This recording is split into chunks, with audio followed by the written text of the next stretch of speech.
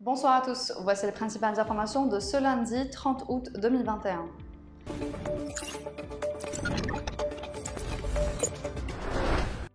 Le ministre des Affaires étrangères, Lantan Lamamra, a révélé ce lundi à Alger l'existence de plans par lesquels certaines puissances étrangères cherchent à accroître leur influence en Libye et à faire de ce pays une plateforme pour redessiner les équilibres internationaux au détriment des intérêts stratégiques de la Libye et de ses voisins. Notre sécurité et notre stabilité à tous sont étroitement liées à la sécurité et à la stabilité de la Libye et sa prospérité dépend de la nôtre, a affirmé Lamamra dans une allocution à l'ouverture des travaux de la réunion ministérielle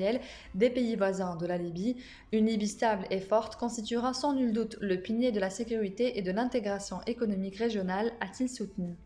Le ministre des Affaires étrangères a par ailleurs souligné que la réunion d'aujourd'hui entre dans le cadre des efforts soutenus que nos pays n'ont eu de cesse de déployer pour contribuer au règlement de la crise libyenne, convaincu du rôle vital et central que doivent jouer les pays voisins pour soutenir les autorités de transition libyennes en vue de la concrétisation de toutes les échéances inscrites dans la feuille de route et la tenue des élections prévues le 24 décembre 2021.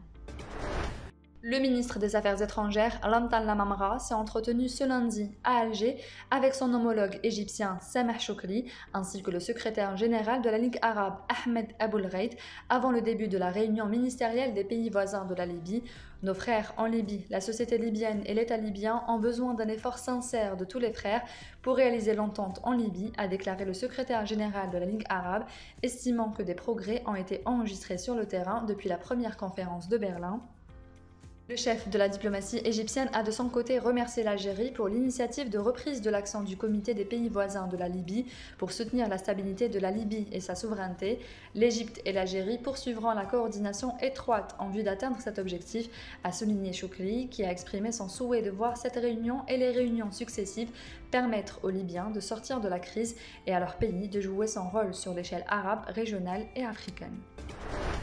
Le procès de l'ancienne ministre de la Poste et des Télécommunications, Imen Houda Faraoun, a été reporté ce lundi au 20 septembre prochain par le juge du pôle pénal économique et financier du tribunal de Sidi Mohamed d'Alger suite à la demande des avocats de la défense. Houda Faraoun est poursuivi pour des chefs d'accusation liés à la corruption dans la dilapidation des deniers publics, l'octroi d'indus privilèges et l'abus de fonction. Sont également impliqués dans cette affaire plusieurs cadres du ministère et d'entreprises publiques relevant du secteur de la poste et des télécommunications durant la période de gestion par Imen Houda Faraoun.